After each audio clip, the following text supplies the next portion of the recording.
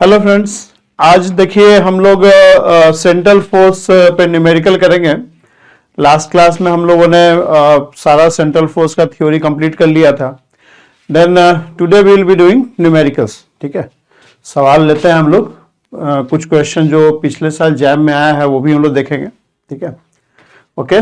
So let me introduce myself. I am Vishal Devarsi and I am BTech in Electrical Engineering from IIT BHU, and I have been teaching physics and mathematics at different level for last 20 years, you can say, right? Okay, so let's go to questions. So our first question is going to be this.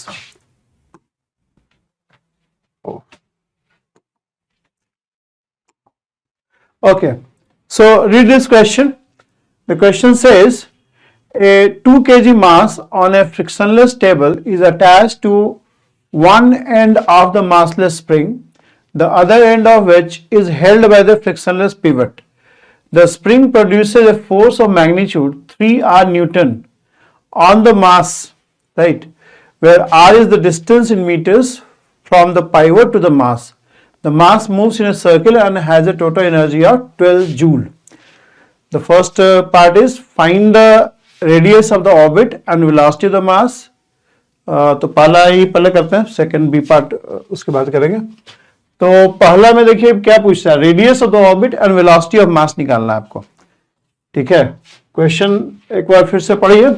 2 kg mass on a frictionless table is attached to one end of the massless spring. देखिए question हमेशा physics का समझने की कोशिश कीजिए पहले, उसके बाद सवाल करना है। ठीक है, पहले क्वेश्चन समझिए।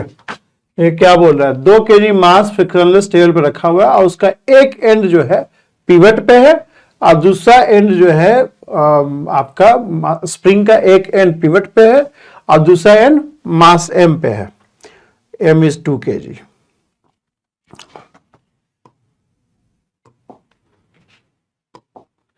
देखिए, we have a pivot and this is spring and we have a mass m, यहाँ पे mass m attached है जो कि 2 kg है और ये जो है एक सर्कुलर मोशन एग्जीक्यूट कर रहा है। ठीक है, ये एक सर्कुलर मोशन एग्जीक्यूट कर रहा है। फिर से ड्रॉ करें।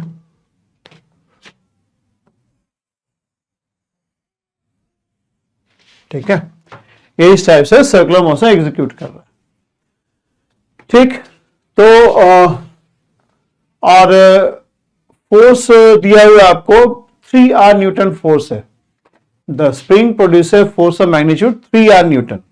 ये मास पे 3 न्यूटन फोर्स लगा रहा है स्प्रिंग। तो ऑफकोर्स देखिए, अगर कोई बॉडी सर्कुलर मोशन में जा रहा है तो ऑफकोर्स स्प्रिंग स्ट्रेच होगा, यहाँ पे स्प्रिंग आपका यहाँ पे स्ट्रेच हो जाएगा। ठीक है, स्ट्रेच होगा तो स्प्रिंग फोर्स लगा रहा है 3 Newton. Spring is applying 3 Newton in radially inward direction. Spring जो है 3 न्यूटन रेडियली इनवर्ड डायरेक्शन में लगाएगा। ठीक है, अगर स्प्रिंग स्ट्रेच होगा तो spring will pull the body towards itself. ठीक है, तो फोर्स अगर देखें हम लोग तो ये एक फोर्स यहां पे लग रहा है 3 न्यूटन, क्योंकि ये towards the centre of force है तो हम कहेंगे अट्रैक्टिव है, जैसे अट्रैक्टिव फोर्स। तो अगर फोर्स का एक्सप्रेशन लिखना हुआ तो we can write the expression of force as, चूंकि अट्रैक्टिव फोर्स है तो माइनस लगा देंगे। हालांकि थोड़ा सा ये देखिए एब्सर्ड है, एक्चुअली इसको ऐसे होना चाहिए था, मतलब बट क्वेश्चन को क्वेश्चन नहीं करना है हम लोग को। where r naught is natural length, where r naught is natural length, क्योंकि जो फोर्स लगाता है स्प्रिंग वो एक्सटेंशन kx होता है, x एक्सटेंशन। तो एक्सटेंशन क्या होगा, current length minus natural length. तो ऐसे एक्सप्रेशन होना चाहिए था, लेकिन चलो क्वेश्चन में दिया है तो उसको हम लोग उसमें ज्यादा डिस्कशन नहीं करना है। क्वेश्चन दिया हुआ तो हम लोग मान लेते हैं कि चलो ठीक है, क्योंकि इसका मतलब एक्चुअली हो जाता है कि नेचुरल लेंथ 0 है। यहाँ पे नेचुरल लेंथ 0 होता नहीं है स्प्रिंग का। ठीक है, ओके, इसको मिटा दो। ठीक है, फोर्स दे रखा है आपको। अब देखो क्या निकालना है आपको, एनर्जी भी दे रखा है 12 जूल, आपको निकालना radius of the orbit and velocity of the mass. तो मैंने आपको बताया था कि रेडियस ऑफ द ऑर्बिट जो है that is root of the equation V effective equals to E and dV effective by dr equal to 0। मतलब V effective एक पोटेंशियल फंक्शन है, इफेक्टिव पोटेंशियल उसको बोलते हैं। तो मतलब if R naught is radius of the orbit, ठीक है, तो at R naught, at R equal to R naught, two conditions are simultaneously satisfied. एक तो V इफेक्टिव E के बराबर है और दूसरा V इफेक्टिव उस R नॉट पे मिनिमम होता है, ठीक है। तो मिनिमम का कंडीशन यहां लिख देंगे, dV effective by dr equal to 0। समझ में आ रहा है आपको? तो ये कंडीशन सेटिस्फाई होता है, तो इसका जो रूट होगा वही रेडियस ऑफ द ऑर्बिट हो जाएगा आपका। तो पहले V इफेक्टिव निकाल लो, क्योंकि V इफेक्टिव जो कंडीशन है वो V इफेक्टिव के फॉर्म में है, तो V इफेक्टिव पहले निकाल लिया जाए। V इफेक्टिव निकालने के लिए पहले आपको सेंट्रल फोर्स पोटेंशियल निकालना पड़ेगा। तो सेंट्रल फोर्स पोटेंशियल क्या होगा, VR equals to minus of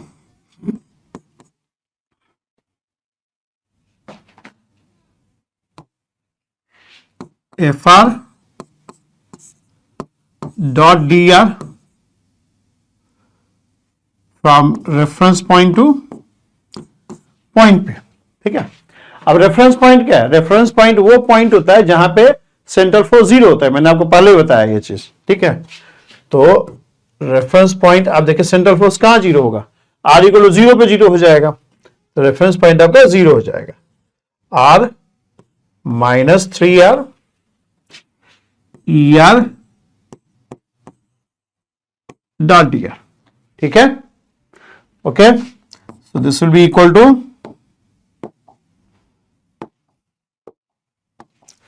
this is simply 3R, और ER is in the direction of increasing R, DR का डायरेक्शन में इन डायरेक्शन में इंक्रीजिंग R होता है, तो ER DR they are lying in same direction, so it will be equal to DR 0 to R, and this will be 3R square by 2।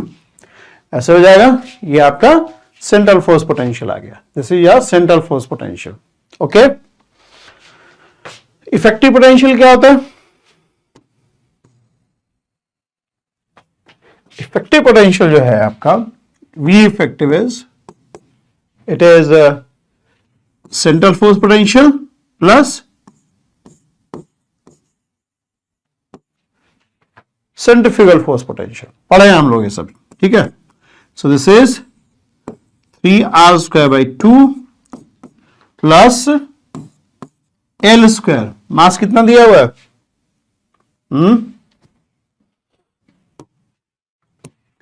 Mass 2 kg, ठीक है, mass is 2 kg, तो 2 2 4 हो जाएगा, 4R square. L पता नहीं है, मैं L नहीं दिया हुआ आपको, तो L निकाल लेंगे, दो इक्वेशन दिया ना, V effective equal to E और dV effective by dr equal to 0, ठीक है। तो L निकालेंगे, लेकिन जो भी आएगा वो कांस्टेंट रहेगा, ठीक है। एक जो भी आएगा, L is constant of motion, मैंने आपको पढ़ाया है कि L और E दोनों ही कांस्टेंट ऑफ मोशन है, दोनों ही कंजर्व्ड क्वांटिटी होता है सेंट्रल फोर्स मोशन में, ठीक है, ओके। तो दो कंडीशन था, at R equal to R naught, if R naught is the radius of a circular orbit, then at R equal to R naught two conditions are simultaneously satisfied। एक तो V effective E के बराबर है, और E दिया हुआ है आपको 12 जूल, क्वेश्चन में देखिए 12 जूल, और दूसरा कंडीशन है dV effective by dr equal to 0, ठीक है। तो यहां से क्या आ जाएगा, यहां से आ जाएगा आपका 3R square by 2 plus L square upon 2mR square, देखिए 4R स्क्वायर लिख चुके हैं हम लोग,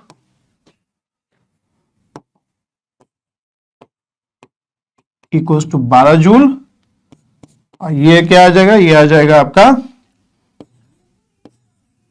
3R माइनस, ठीक है जी, समझ में आ रहा है, नहीं समझ में आए कोई भी चीज तो ये सब वीडियो जहां भी देख रहे हो, यूट्यूब में देख रहे होंगे तो यूट्यूब में कमेंट में क्वेश्चन पूछ सकते हैं, और ऐप में अगर देख रहे होंगे तो ऐप में भी हर सब्जेक्ट का एक फॉरम बना हुआ है, उस फॉरम में भी पूछ सकते हैं. I will be very happy to reply. Okay, so this is 6R4. ठीक है, और ये क्या आ जाएगा, यहां भी देखेंगे बाद में. 6R4 वैल्यू पुट कर दो, यहां पे आ जाएगा plus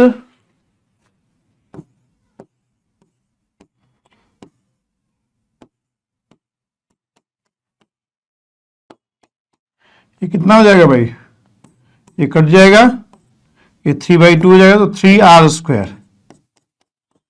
so R² is 4 and R is +-2. अब -2 तो होगा नहीं, देखिए R डिस्टेंस है, सेंटर ऑफ फोर्स से डिस्टेंस है, तो R कभी माइनस में नहीं जा सकता है ना. डिस्टेंस कभी नेगेटिव नहीं होता, डिस्टेंस का प्रॉपर्टी है वो हमेशा नॉन नेगेटिव होता है. ठीक है, ये आ जाएगा, तो R इज 2 मीटर, यानी रेडियस ऑफ सर्कुलर ऑर्बिट जो है आपका वो 2 मीटर हो जाएगा. Radius of circular orbit will be 2 metre. समझ में आ रहा है, radius of circular orbit will be 2 metre. और L क्या हो जाएगा, L² कितना आ रहा है आपका 6R4, तो 2 वैल्यू पुट कर दो तो क्या आ जाएगा, 16×6 = 96. सो L विल बी √96, जो कि हो जाएगा आपका एक तरह से 4√6. यूनिट क्या हो जाएगा, MVR kg metre square second. ठीक, समझ में आ रहा है ये चीज. L निकल गया हम लोग का. और क्या पूछा था जी आपको,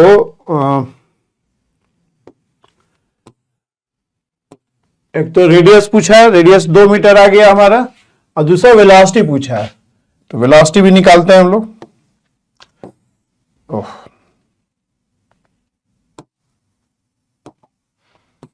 नया नया थोड़ा हम बोर्ड यूज कर रहे हैं ना, तो थोड़ा सा टाइम लगेगा हमको यूज टू होने में. कोई नहीं, थोड़ा वो तो ठीक ही यूज कर रहे हैं हम लोग. ओके, ठीक है, तो यहां से वेलोसिटी भी आ जाएगा आपका. देखिए सर्कुलर मोशन में क्या होता है, सर्कुलर मोशन में देखो वेलोसिटी जो है आपका, वेलोसिटी ये होता है ना, v = r.er + r θ.e θ. तो जो सर्कुलर मोशन है उसमें तो ये 0 होगा, रेडियल कंपोनेंट तो होता नहीं है, रेडियस तो कांस्टेंट होता है ना. सर्कुलर मोशन में सिर्फ वेलोसिटी का ट्रांसवर्स कंपोनेंट होता है, तो सिर्फ ये वेलोसिटी होता है सर्कुलर मोशन. तो हमको निकालना क्या है, r θ. निकालना है. अच्छा, यहां L हम लोग निकाल चुके हैं, तो M क्या होता है, mr² θ. = 4√6. और R हम लोग निकाल लिए हैं, और M दिया हुआ है. ठीक है, 2, R भी 2 आया है, तो 4 θ. = 4√6. तो θ. क्या आ जाएगा, θ. विल बी 1/2√6 रेडियन पर सेकेंड. ठीक है, समझ में आ रहा है चीज. तो वेलोसिटी क्या बनेगा, r θ. R 2 दिया हुआ है आपको, और θ. मैंने निकाल लिया है.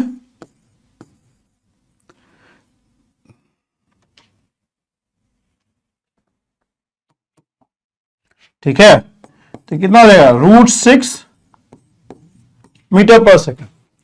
√6 मीटर पर सेकेंड वेलोसिटी आ जाएगा आपका. ओके, ठीक है, तो ए पार्ट कर लिया हम लोग. R = 2 मीटर आ गया, और वेलोसिटी आ गया आपका √6 मीटर पर सेकेंड. वेलोसिटी जो है √6 मीटर पर सेकेंड आ गया. ठीक, अब नेक्स्ट पार्ट देखिए क्या है क्वेश्चन का.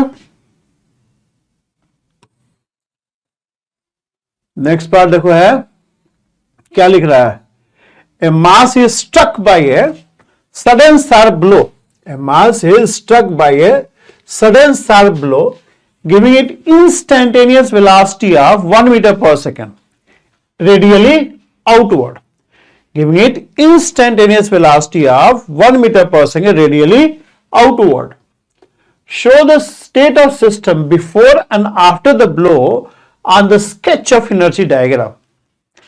देखिए क्या कर रहा है, यहां से हम लोग इसको रेडियली आउटवर्ड हिट कर रहे हैं। क्वेश्चन का सेंस यही बना, एक्सप्लिसिटली नहीं लिखा है, लेकिन जो पढ़ने से समझ में आ रहा है वो यही समझ में आ रहा है कि किसी ने इसको बाहर से हिट किया है रेडियली आउटवर्ड डायरेक्शन में। हम लोगों ने इसको बाहर के डायरेक्शन में ऐसे हिट किया है रेडियली आउटवर्ड डायरेक्शन में, क्योंकि क्वेश्चन पढ़िए, क्वेश्चन पढ़ने से यही समझ में आ रहा है हम लोग को। ऐसे क्लियरली नहीं लिखा है कि रेडियली आउटवर्ड हिट किया गया है, लेकिन क्वेश्चन का जो लैंग्वेज है वो यही बता रहा है, sudden sharp blow give it instantaneous velocity of 1 metre पर सेकेंड रेडियली आउटवर्ड।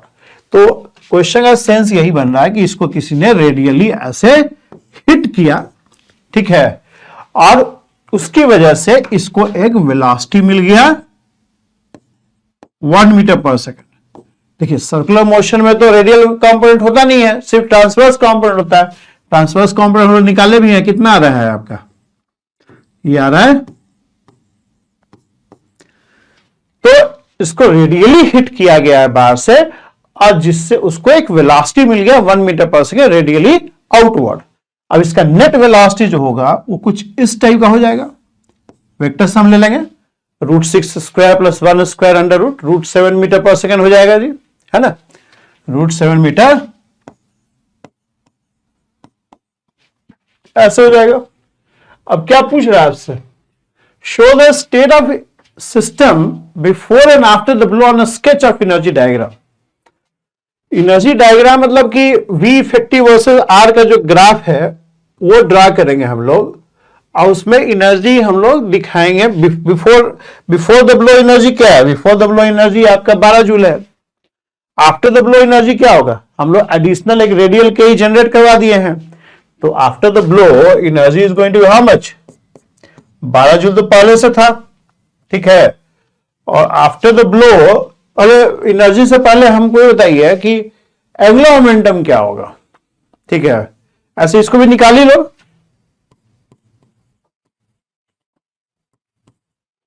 ये कितना हो जाएगा, एडिशनल के ही हम लोग 1/2 गुने, दिख रहा है जी, हाँ 1/2 गुने इधर आ जाते हैं।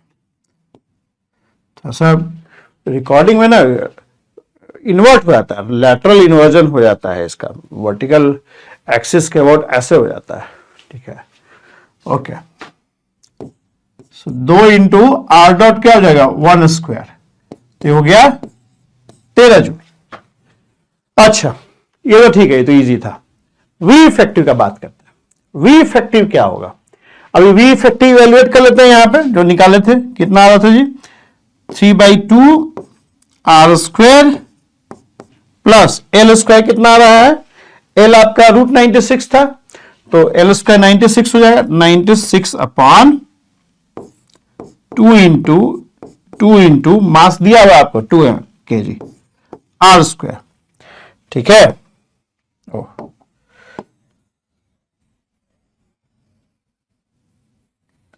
ठीक है, बच गया, okay. So this is equal to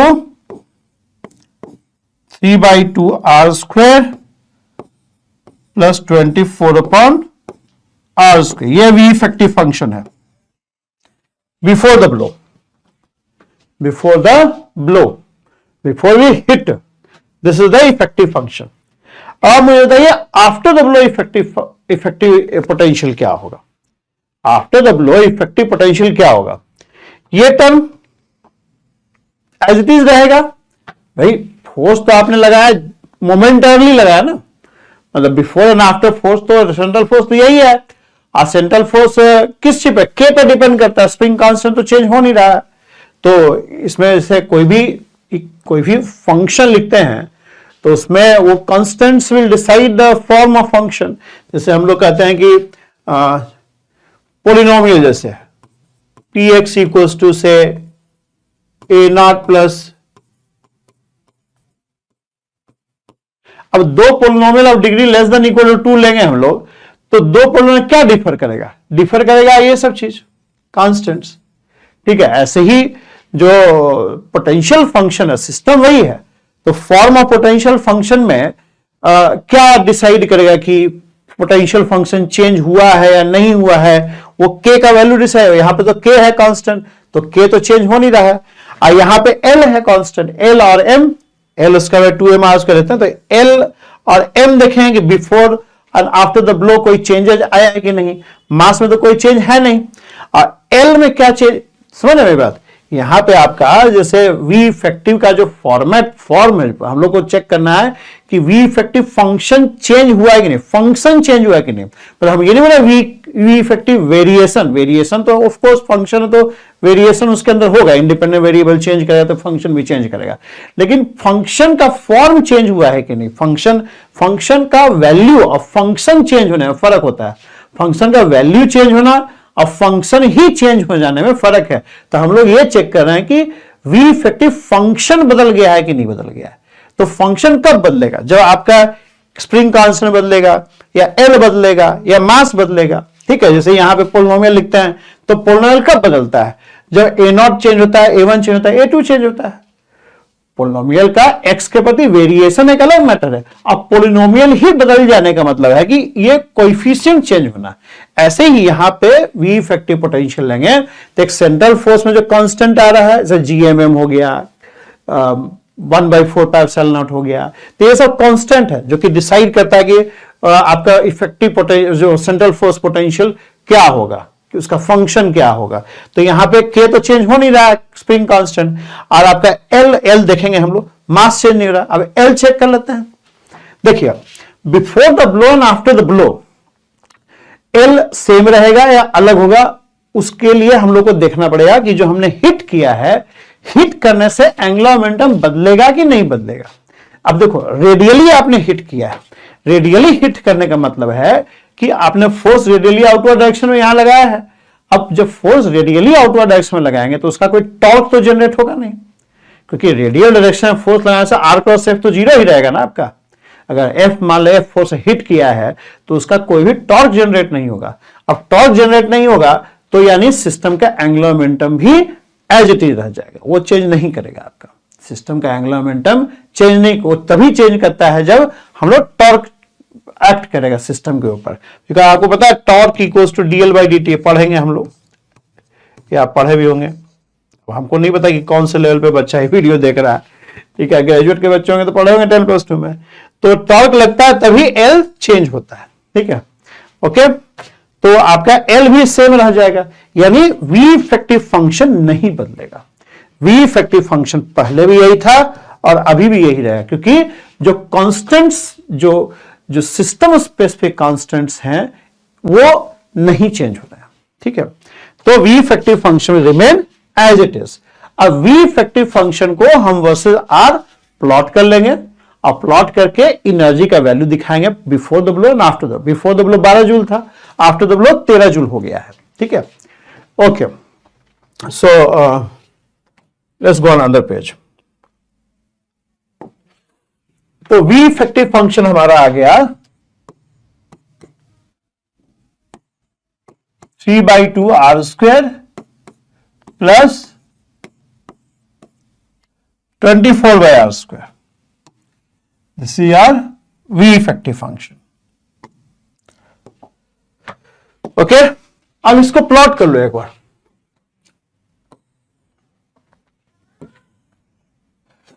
three by two r², ये हो जाएगा पैराबोलिक फंक्शन, यहां 0 से आएगा, ठीक है।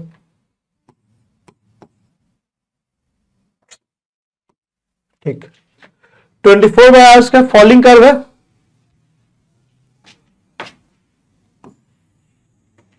ऐसे, ठीक है। 3/2 r² ये हो गया, और 24/r²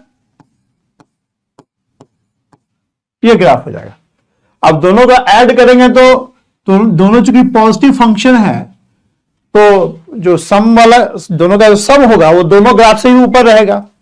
तो ऐसे बन जाएगा आपका वी इफेक्टिव ग्राफ, है ना। वी इफेक्टिव ग्राफ ये हो जाएगा आपका, ठीक है, समझ में आ रहा है आपको। तो इसको थोड़ा फाइनल कर देते हैं। वी इफेक्टिव ग्राफ जो होगा आपका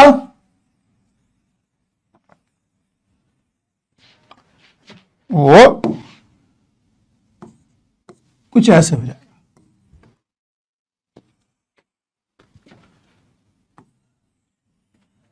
ठीक है, this is graph of V effective, V effective versus R. Okay, V effective versus R का एक ग्राफ हो जाएगा। अब before the blow body circular motion में था, अब सर्कुलर मोशन में you have only one classically allowed distance, you have only one classically allowed distance, और वी एनर्जी जो है वी इफेक्टिव मिनिमम के बराबर होता है। तो वी इफेक्टिव मिनिमम यहां पे है, तो एनर्जी कैसे हो, एनर्जी का ग्राफ अगर ड्रा करेंगे कुछ इस तरह से हम लोग ड्रा कर सकते हैं।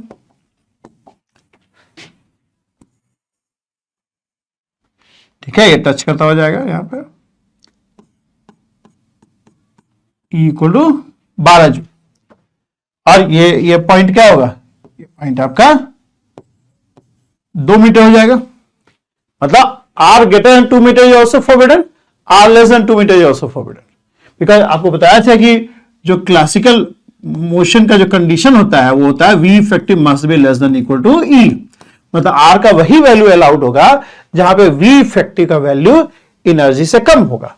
तो आप देखिए सिर्फ कम या इक्वल होगा, तो आप देखिए it is only R equal to 2 meter where V effective is equal to E, और आर इक्वल टू 2 मीटर के बाद और उसके पहले दोनों ही केस में वी इफेक्टिव का वैल्यू ई से ऊपर है। तो ये सर्कुलर मोशन का केस हो गया before the blow. After the blow क्या हो रहा है, एनर्जी 13 जूल हो जा रहा है, वी इफेक्टिव फंक्शन सेम रह रहा है, तो वी इफेक्टिव ग्राफ वही रहेगा, एनर्जी आपका बढ़ गया, एनर्जी बढ़ के 13 जूल हो गया। अब क्लासिकली अलाउड रीजन क्या हो जाएगा, R1 मिन हो, R1 का वैल्यू जो आएगा वो मिनिमम हो जाएगा और R2 मैक्सिमम हो जाएगा, मतलब R1 से लेकर R2 तक अलाउ हो गया ना। अब classically allowed region will be from R1 to R2, मतलब R2 जो होगा वो मिनिमम वैल्यू ऑफ R होगा, और R1 जो होगा वो मिनिमम वैल्यू ऑफ R होगा, और R2 जो है वो मैक्सिमम वैल्यू ऑफ R हो जाएगा। ठीक है, अच्छा शायद ये निकालना ही बोला है आपको, for the new orbit find the maximum and minimum value of R। निकाल लेते हैं इसको निकाल लिया जाए। अब देखिए आर्मिन और आरमैक्स आप याद करो, अगर वो एक वीडियो बनाए थे, क्या नाम था, motion under inverse square law, उसको देखिए सेंट्रल फोर्स मोशन बहुत आसान टॉपिक नहीं है, मैं आपको बताऊं फ्रैंकली स्पीकिंग। तो वो आप सारा देखिए, पीछे वाला देखेंगे तभी आपको समझ में आएगा। डायरेक्ट कूद पड़ेंगे इस पे नहीं समझ में आएगा, फिर कहेंगे समझ में नहीं आता है, वैसा नहीं। आप पीछे का सारा देखिए, पीछे का सारा देखेंगे तो कंटिन्यूटी में, मतलब गिद्ध की तरह नहीं, गिद्ध यहां पिक किए यहां से खाए यहां से खाए, वैसे नहीं, कंटिन्यूटी में मूव करिए, शुरू से देखेंगे बढ़िया समझ में आएगा। ओके, तो आरमैक्स और आर्मिन क्या होता है, मैंने बहुत क्लियरली ये चीज बताया भी है। R max and R min are the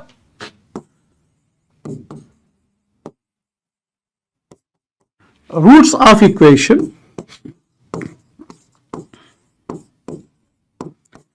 V effective equals to E। V effective function है और एनर्जी कांस्टेंट है।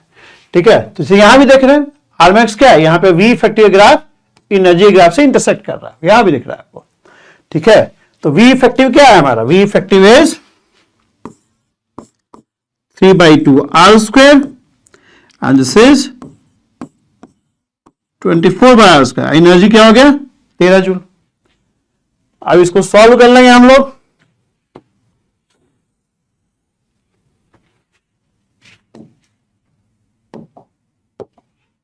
सो दिस इज कितना हो जाएगा जी, 3R4 minus 26R square plus 48। ठीक है, अब सब पढ़े आप, मतलब R स्क्वायर में क्वाड्रेटिक इक्वेशन हो गया ना, तो 48 गुना 3 हो गया 144। अब 26 को ऐसा तोड़िए कि जोड़ने से 26 आ जाए, गुना करने से 144 आ जाए, तो 18 वाट समझ में आ रहा है हम लोग को। पहाड़ा बिल्कुल क्लियर होना चाहिए आपका, 40 तक का टेबल याद रहना चाहिए आपको, तभी आप कैलकुलेशन फास्ट करेंगे। हम तो और फास्ट कर देंगे, लेकिन समझाना है इसलिए धीरे धीरे कर रहे हैं। 3r² is -6, 8r² -6 equal to 0। ये हो जाएगा 3r² -8 और r² -6 इक्वल टू 0। तो r² इज 8/3 और r² इज 6। अब नेगेटिव वैल्यू अलाउड नहीं है, डिस्टेंस है ना, r इज डिस्टेंस, डिस्टेंस कभी भी नेगेटिव नहीं होता है। कभी फुर्सत मिला तो आपको डिस्टेंस पे पूरा एक क्लास लेंगे, डिस्टेंस क्या होता है, ठीक है, डिस्टेंस पे पूरा एक 2-3 घंटे का क्लास हो सकता है, ठीक है। So r is √8/3 and √6। अब यहां पे आर्मिन क्या हो जाएगा, R min is going to be this और ये आर मैक्स हो जाएगा। यहां पे इसको ऐसे शो कर सकते हैं ग्राफ में, ये हो जाएगा आपका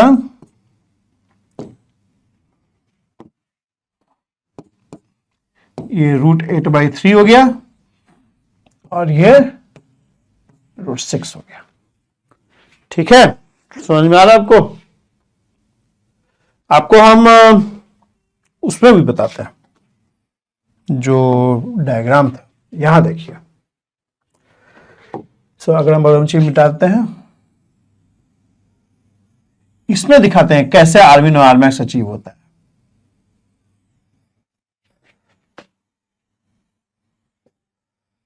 हाँ देखो, थोड़ा बहुत फीस में आप पढ़े होंगे वेलोसिटी के बारे में। देखो हमेशा ही वेलोसिटी जो होता है हमेशा ही पाथ के टेंजेंशियल होता है। जैसे पहले सर्कुलर मोशन था तो ये √6 मीटर पर सेकंड वेलोसिटी था, वो सर्कुलर पाथ के टेंजेंशियल था, ठीक। अब वेलोसिटी क्या होगा आफ्टर द फ्लो, √7 मीटर पर सेकंड। इन दोनों का वेक्टर सम 1 मीटर पर सेकंड रेडियली आउटवर्ड और √6 मीटर पर सेकंड ट्रांसवर्स कंपोनेंट, दोनों का वेक्टर सम लिया, √7 हो गया। यानी ये √7 मीटर पर सेकंड का जो डायरेक्शन होगा वो नए वाले पाथ के टेंजेंशियल होगा, जो नया ऑर्बिट होगा उसके टेंजेंशियल होगा। यानी √7 मीटर पर सेकंड ये है, तो जो नया ऑर्बिट होगा ये जो डायरेक्शन है √7 मीटर पर सेकंड का जो वेलोसिटी है वो नया ऑर्बिट के टेंजेंट होगा। तो नया ऑर्बिट किधर जाएगा, फिर ऐसा जाएगा कि ये √7 मीटर पर सेकंड उसका टेंजेंट हो जाए, तो कुछ ये ऐसे जाएगा, नहीं कुछ इस टाइप से चला जाएगा ना, ये क्या है ना, ऐसे चला जाएगा। आइए आपका आर्मिन हो जाएगा, मतलब √8/3 या R1 जो भी बोल लीजिए, और ये हमारा आरमैक्स हो जाएगा √6, ठीक है। ये समझ में आ रहा है? तो ये सवाल से आप समझ सकते हैं कि कैसे हम लोग ऑर्बिट चेंज करते हैं। ऑर्बिट चेंज करने के लिए जैसे इसका प्रैक्टिकल यूज भी बता रहा है आपको। जैसे हम लोग सैटेलाइट लॉन्च करते हैं, तो जो सैटेलाइट लॉन्च करेगा तो जो लॉन्च व्हीकल होगा उसको एक रफली एक रॉ ऑर्बिट में उसको छोड़ देता है। रॉ मतलब ऐसे ही जिस हाइट पे छोड़ना है वहां पे थोड़ा सा एंगुलर मोमेंटम देके उसको छोड़ देगा, ठीक है। उसके आप यहां कंट्रोल रूम से उसका ऑर्बिट डिजायर्ड ऑर्बिट में उसको लेके जाते हैं। वो कैसे लेके जाते हैं, मान लो जो ऑर्बिट में छोड़ा वो ऑर्बिट डिजायर्ड ऑर्बिट नहीं है, तो उसका ऑर्बिट चेंज करना है तो क्या करेगा कि सैटेलाइट में हमेशा एक सेक्शन होता है, उसको LFC बोलते हैं। फुल फॉर्म नहीं ध्यान आ रहा है, लिक्विफाइड कुछ ऐसे करके होता है, फ्यूल ऐसे, लिक्विफाइड फ्यूल कुछ ऐसे, देखना गूगल पे देखना LFC। तो LFC फ्यूल रहता है, तो उसे क्या है बूस्टर रॉकेट फायर करेगा, बूस्टर रॉकेट फायर करेगा रेडियल डायरेक्शन में। जैसी रेडियल अर्थ के टूवर्ड, छोटा सा मतलब अर्थ तक नहीं आएगा, छोटा सा फायर करेगा और वो उसको एक इंपल्स देगा पीछे के डायरेक्शन में, और उसके वजह से उसका रेडियल वेलोसिटी चेंज होगा और उसका ऑर्बिट भी बदलेगा आपको। तो इस तरीके से ना मतलब सैटेलाइट का ऑर्बिट हम लोग इस टाइप से हम लोग चेंज करते हैं, ये यही कॉन्सेप्ट यूज करके, ठीक है। तो यहां भी आप करके भी देख सकते हो, यहाँ पे स्प्रिंग लेके आप एक्सपेरिमेंट करके उसको हिट करो, देखो ऐसे हो जाएगा। तो ये नया वाला ऑर्बिट है, उसका आरमैक्स और आरमिन ऐसे निकाल लेगा। समझ में आ रहा है? ठीक है, ओके। अब ये क्वेश्चन देखते हैं हम लोग। देखिए इस क्वेश्चन में पहले इसको पढ़िए। Planet A moves along an elliptical orbit around sun at the moment when it was at a distance r0 from the sun, its velocity was v0. An angle between radius vector r0 and velocity vector v0 was equal to alpha. Find the maximum and minimum distance that will separate this planet from the sun during its orbital motion. देखो यहां पे एक planet दिया हुआ है आपको, और ये इलिप्टिकल ऑर्बिट में मूव कर रहा है, ठीक है। इसको क्लोज कर दो। यहां पे मान लो सन है, this is sun, and suppose here is your planet, right. Elliptical orbit में मूव कर रहा है। अब एक पर्टिकुलर पोजीशन का इंफॉर्मेशन दे रखा है आपको कि when the planet was at a distance of r0, मान लो प्लैनेट यहीं पे है, यहां मान लो, ठीक है, ये प्लैनेट है, से दिस इज योर प्लैनेट। तो क्वेश्चन में आपको देखिए इंफॉर्मेशन दिया हुआ है कि when planet was at a position which is given by r0 vector, the velocity was equal to v0. जब प्लैनेट r0 पोजीशन पे है तो वेलोसिटी उसका v0 है। कई बार देखो क्वेश्चन में कुछ ऐसा इंफॉर्मेशन दे देगा आपको जिससे कि आप उस पर्टिकुलर पोजीशन पे एंगुलर मोमेंटम और एनर्जी निकाल पाएंगे, ठीक है। और अगर किसी एक पोजीशन पे भी सिस्टम का आप एंगुलर मोमेंटम और एनर्जी निकाल पाते हैं तो वो हमेशा ही सेम रहना है, क्योंकि एनर्जी और angular momentum central force motion में कंजर्व्ड क्वांटिटी है। तो किसी एक इंस्टेंट पे भी अगर आप एंगुलर मोमेंटम और एनर्जी निकाल लेते हैं तो that is going to remain same throughout the motion. कुछ ऐसा ही इंफॉर्मेशन आपको यहां दिया हुआ है। आप इस पर्टिकुलर पोजीशन पे इस सेंट्रल फोर्स सिस्टम का एनर्जी और एंगुलर मोमेंटम निकाल पाएंगे, ठीक है। आपको प्लैनेट का पोजीशन और वेलोसिटी दिया हुआ है। पोजीशन दिया हुआ है तो हम लोग सेंट्रल फोर्स पोटेंशियल निकाल लेंगे। सेंट्रल फोर्स पोटेंशियल क्या है? हमने आपको बताया है कि when your force is given by, हम लोग थ्योरी में पढ़े हैं ये सब चीज। When force is given by this, the central force potential is K by R.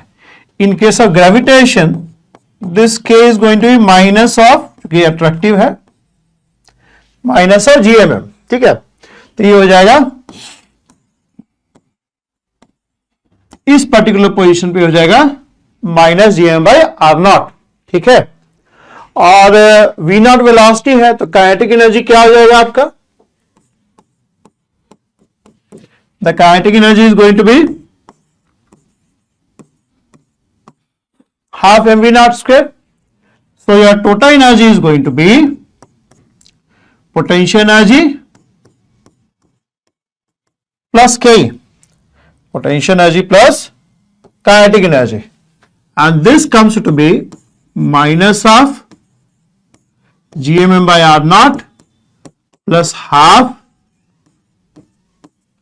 mv0 square, ठीक है। ये हम लोग का एनर्जी का एक्सप्रेशन हो जाएगा। और ये एनर्जी एक पोजीशन पे निकालनी है तो हमेशा ही यही रहेगा। Potential energy kinetic energy change करता रहेगा, बट इनका सम जो है वो यही रहेगा हमेशा, ठीक। अब एंगुलर मोमेंटम निकाल लेते हैं उसी पोजीशन पे। एंगुलर मोमेंटम क्या एक्सप्रेशन है? आर क्रॉस पी पार्टिकल का, तो this is going to be R0 cross mv0। अच्छा, आपको एक और इंफॉर्मेशन दे रखा है कि एंगल जो है वो अल्फा नॉट है। मतलब इनके टेल्स को ज्वाइन कर देंगे तो ये एंगल आपका अल्फा नॉट है, angle is alpha, right, velocity and okay. तो ये क्या हो जाएगा, अगर मैग्नीट्यूड का बात करते हैं तो it is M we naught are naught sine alpha. तो हम लोग का एनर्जी भी निकल गया और एंगुलर मोमेंटम भी निकल गया। अब ये हमेशा ही यही रहेगा, V और R बदलता रहेगा, लेकिन जो ये प्रोडक्ट है वो हमेशा ही m we naught are naught sine alpha के बराबर होगा। ठीक है, तो इसको एक जगह लिख दिया जाए यहीं पे कि आपका L जो आ गया M we naught are naught sine alpha हो गया, और एनर्जी हो गया माइनस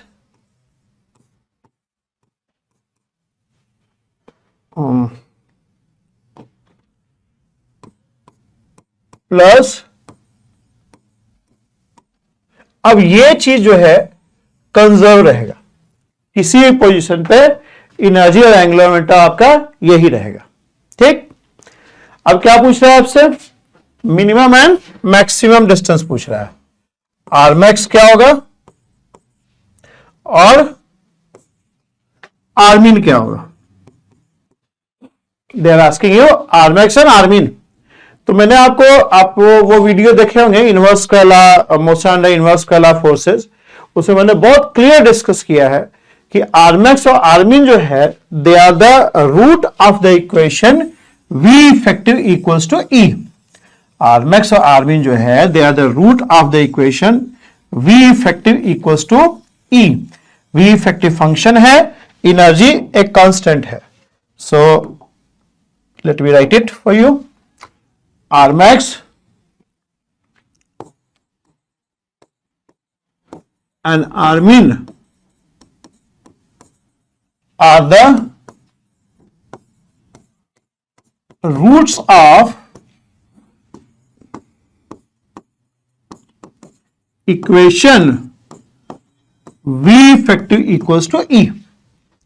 अब V effective क्या है, V effective is central force potential plus centrifugal force potential. Central force potential here is plus this। ठीक है, तो आर नॉट आर मैक्स और आर मीन जो है वो पोजीशन है जहां V इफेक्टिव एनर्जी के बराबर हो जाता है और graph of V effective intersect E। ठीक है, तो let's try to find out the root of the equation V effective equals to E। तो हमारा आर मैक्स आर मीन जो हो जाएगा that will be root of the equation V effective equals to E। The equation is this, L वगैरह सब निकाल चुके हैं, समझ रहे हैं, एनर्जी का वैल्यू भी निकाल चुके हैं, हम लिख दिए वहां पे कोने में। ओके, अब इसको सॉल्व करना है हम लोग को, इसको हम लोग को सॉल्व करना है। कैसे सॉल्व करेंगे, कर सकते हैं सॉल्व, ये क्वाड्रेटिक इक्वेशन है 1/r में। So this is nothing but a quadratic equation in 1/r, ax square plus bx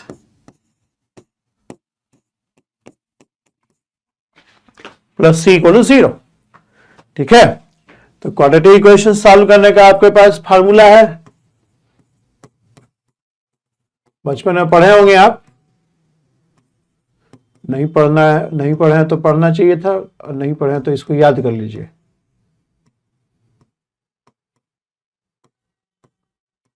ठीक है, ये फार्मूला होता है क्वाड्रेटिक इक्वेशन का, सॉल्यूशन का रूट का एक फार्मूला होता है। तो सब बैठा दो, ए है माइनस GMM B है और माइनस ये आपका C है। तो 1/r क्या हो जाएगा, 1/r is going to be minus B, मतलब GMM plus minus B square is minus 4AC, 4 into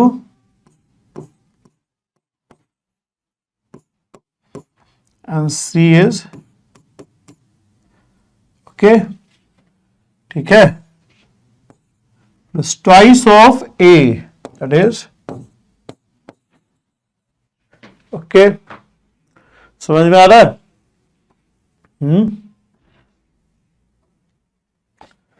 ये कितना हो जाएगा? ये हो जाएगा आपका, ये 2 कट गया। अब इसको लिख देंगे GMM, अगर हम लोग बाहर निकाल लेते हैं, वो क्या लिख रहे हैं,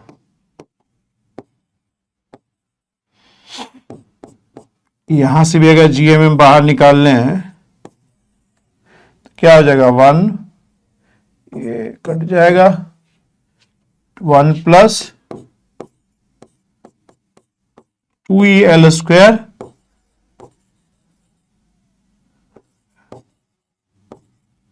ठीक है, अपॉन, ओके, तो R हो जाएगा आपका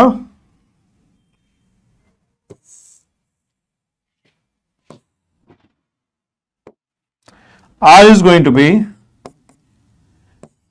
L square upon GMM square 1 plus minus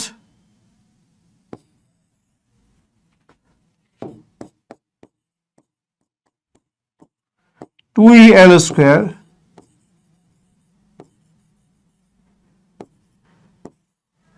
ठीक है। अब ये क्या है, कुछ याद आ रहा है आपको? पढ़े थे हम लोग, एक टॉपिक था trajectory of particle undergoing central force motion. नहीं पढ़े तो पढ़िए, ठीक है। उसमें हमने इसेंट्रिसिटी का एक्सप्रेशन डिराइव करवाया था। इसेंट्रिसिटी का expression for inverse scalar forces, motion under inverse scalar forces के लिए मैंने इसेंट्रिसिटी का एक्सप्रेशन डिराइव करवाया था। वो क्या आया था, इसको याद रखना है, 2EL स्क्वायर अपॉन म्यू के स्क्वायर। यहां पे के जो है माइनस ऑफ GMM है, और म्यू रिड्यूस्ड मास, तो reduced mass is mass of planet only because sun is very heavy compared to the mass of planet, ठीक है। then in that case mu will be equal to the mass of lighter body। तो यही चीज है, E है ये, this is eccentricity, ठीक है। this is L square upon 1 plus minus E, where E is this 1 plus 2EL square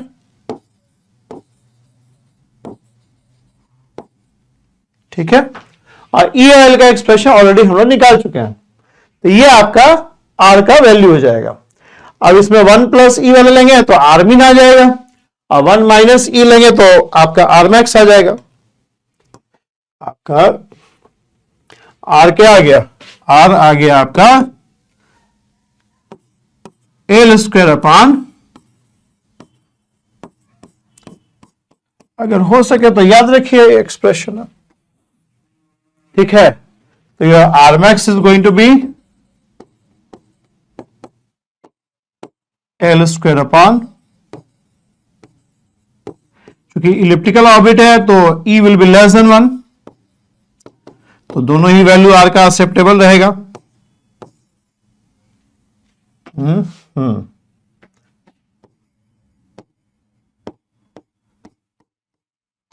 plus, ठीक है, समझ में आ रहा है ये? Is it clear? Okay, let's go to next question. ये क्वेश्चन देखिए, सिमिलर क्वेश्चन है। क्वेश्चन पढ़िए, क्वेश्चन लिख रहा है कॉस्मिक बॉडी, कॉस्मिक बॉडी मतलब चांद सितारा है ना, मतलब कॉस्मिक हेवनली बॉडीज, हेवनली अर्थ, मार्स, स्टार है ना, मेटियोर्स, मेटेराइट, कुछ भी जो हेवनली बॉडीज है यूनिवर्स में। अच्छा, क्या लिखा है, a cosmic body A moves to the sun with velocity v0 and aiming parameter L is, कुछ मिसिंग है लाइन यहाँ पे, बट क्वेश्चन यही है, मतलब ये जो V नॉट जो इन्फिनिटी पे जो वेलोसिटी उसको एक्सटेंड कर देंगे, तो जो लाइन ऑफ वेलोसिटी है उसका जो डिस्टेंस है सन से, ये L है आपका, दिस इज L। कुछ एक आध वर्ड या लाइन मिसिंग है, क्लियर नहीं समझ आ रहा है, पर ठीक है, यही क्वेश्चन है कि ये एक कॉस्मिक बॉडी है, when it was very far from sun, then is the velocity, उसका लाइन ऑफ वेलोसिटी है वो जो सन से उसका डिस्टेंस होगा, परपेंडिकुलर डिस्टेंस, वो L है। उसी को एमिंग पैरामीटर बोल रहा है, कोई ऐसा बहुत फेमस वर्ड नहीं है एमिंग पैरामीटर, ठीक है। Find the maximum, find the minimum distance by which this body will get to the sun. Maximum distance तो इंफिनिटी है, मैक्सिमम डिस्टेंस तो इंफिनिटी है। अब यहां भी आपको एक ऐसा इंफॉर्मेशन दे दिया है जिससे आप एक पर्टिकुलर पॉइंट पे एनर्जी और एंगुलर मोमेंटम निकाल सकते हैं, समझ रहे आप। देखिए, when it was at infinite distance, जो कॉस्मिक बॉडी का वेलोसिटी क्या था, वी नॉट था, पोटेंशियल एनर्जी क्या होगा, जीरो होगा, क्योंकि पोटेंशियल एनर्जी का एक्सप्रेशन क्या था, -Gmm/r। आर डिनोमिनेटर में है तो आर को इन्फिनिटी करेंगे तो पोटेंशियल एनर्जी जीरो हो जाएगा। तो यहां पे आपका जो एनर्जी का एक्सप्रेशन हो जाएगा, एनर्जी क्या आ जाएगा, energy is going to be half mv0 और एंगुलर मोमेंटम क्या आ जाएगा,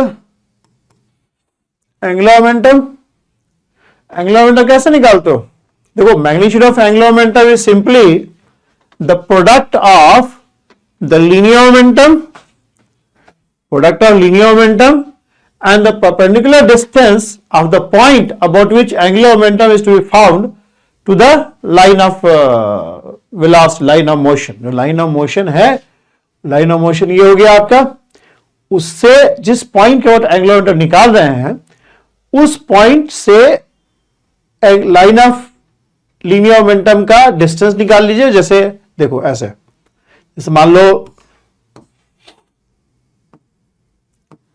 कि बॉडी, ये आपका आर हो गया, ठीक है, और ये मान लो पी हो गया।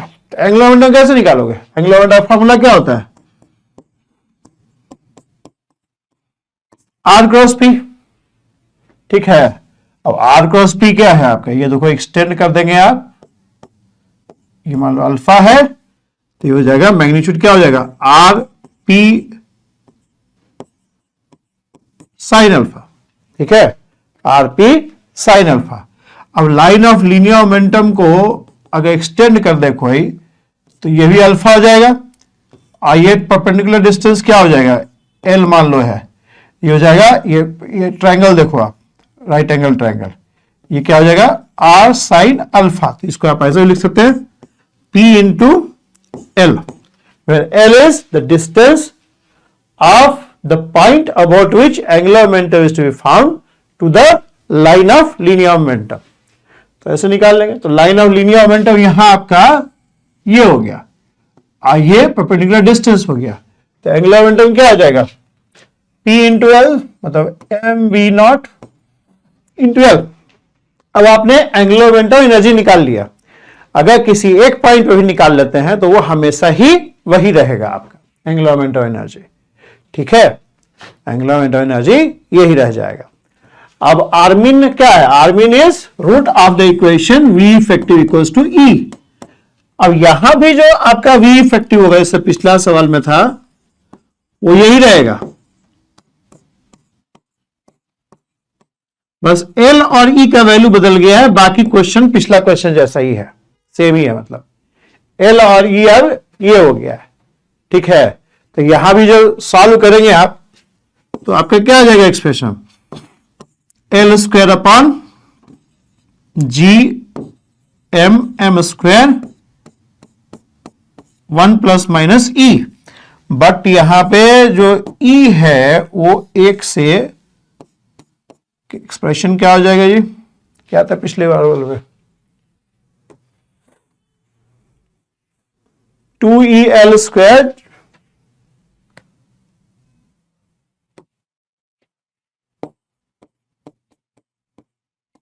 अपॉन,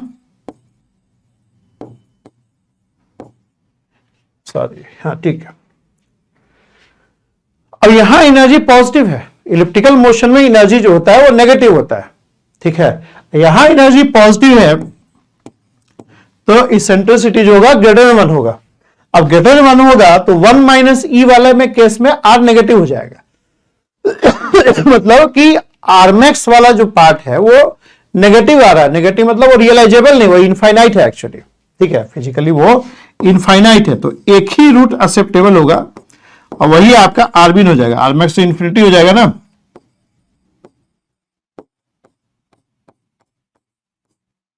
ये आ जाएगा। समझ में आ रहा है ये चीज? ये आपका आरबिन हो जाएगा, ठीक है। Okay, let's move to next question. कोई डाउट हो, जहां भी वीडियो देख रहे हैं वहां पे जरूर कोई ऑप्शन होगा सवाल पूछने का, तो आप हमेशा ही सवाल पूछ सकते हैं। Okay, let's see this question. Question है, projectile of mass m is fired from the surface of earth at an angle alpha from the vertical. The initial speed v naught is equal to gm by re. How high the projectile rise? ये question देखिए क्लेपनर का question है। पीछे वाला question है क्लेपनर is good book on classical mechanics. Not everything is given there and but ठीक है, मतलब I read this chapter in Kleppner, but मैं Kleppner नहीं पढ़ा रहा हूं, I have added more to it. Okay, but this question is there. अब देखिए ये क्वेश्चन देखिए, क्वेश्चन बोल रहा है projectile of mass m is fired from the surface of the earth at an angle alpha from the vertical. और velocity of projection दिया हुआ gm by re, ठीक है। How high the projectile rise. अगर ये सवाल 10+2 में दे देंगे किसी को तो कहेगा प्रोजेक्टाइल मोशन है and they will find the height by using expression जो प्रोजेक्टाइल में आप यूज करते हैं। बट वो प्रोजेक्टाइल नहीं है जो आप +2 में पढ़ते हैं, 11 क्लास में जो प्रोजेक्टाइल आप पढ़ते हैं ये वो प्रोजेक्टाइल नहीं है, ध्यान रखिए। वहां पे कुछ अजम्पशंस थे जो हम लोग ये सब डिराइव करते थे ना, रेंज का value v² by g sin 2 theta, है ना, ये एक्सप्रेशन डिराइव करते थे। हाइट ऑफ प्रोजेक्टाइल डिराइव क्या करते थे, क्या होता था, v² sin² theta by 2g। तो ये सब फॉर्मूला एप्लीकेबल नहीं होगा यहां पे। क्यों नहीं एप्लीकेबल होगा? पहली बात कि ये वेलोसिटी देखिए कितना, क्या वेलोसिटी है, वेलोसिटी बहुत हाई है। देखो अर्थ का एस्केप वेलोसिटी जो होता है ES,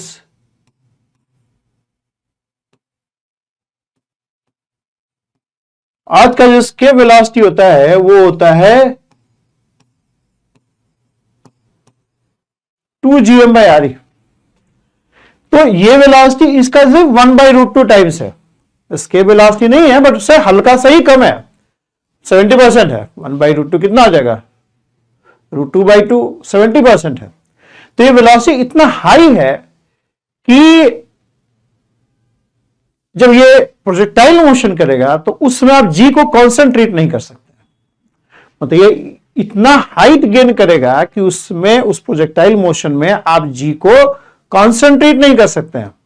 दूसरा, आपका रेंज इतना ज्यादा होगा कि यहां पे अर्थ को आप फ्लैट नहीं मान सकते। यहां पे ऐसा मानते हैं फ्लैट सरफेस, रेंज बहुत ज्यादा नहीं था तो earth was regarded as kind of flat surface, but यहां पे अर्थ का कर्वेचर भी मायने रखेगा।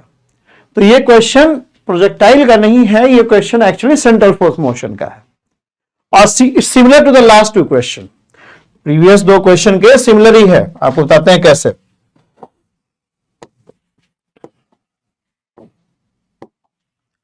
इसको मिटाइए, ठीक है। Let's take a circle, smart board का फायदा उठाया जाए, ठीक है।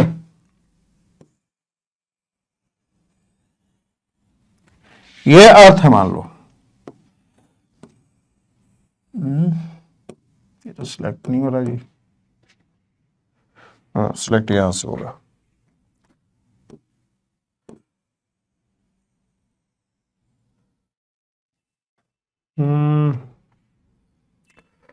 नहीं, थोड़ा सा इसको नीचे ही रखना पड़ेगा।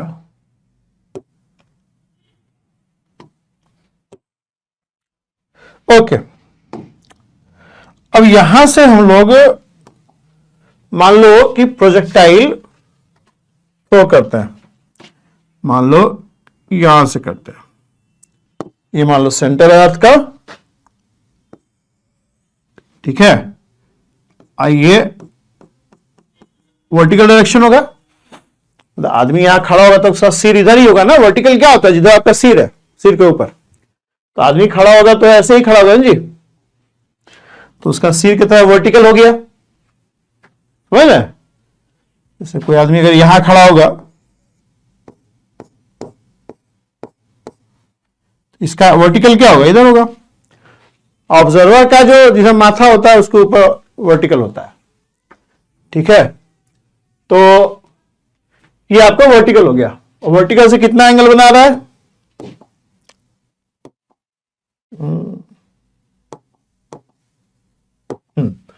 वर्टिकल से कितना एंगल बना? अल्फा बना रहा है। और हमने प्रोजेक्टाइल मोशन यहां से अल्फा एंगल से ये वेलोसिटी ऑफ प्रोजेक्शन हो जाएगा, ये अल्फा एंगल बना रहा है। And velocity of projection is v naught equals to gm/ra। अब यहां पे मोशन कैसे होगा? मोशन आपका कुछ इस टाइप का होगा, ठीक है। अब ऑफ कोर्स ये चूंकि इसके वेलोसिटी से कम है तो वापस अर्थ पे ही आके गिरेगा, ठीक है। वापस ये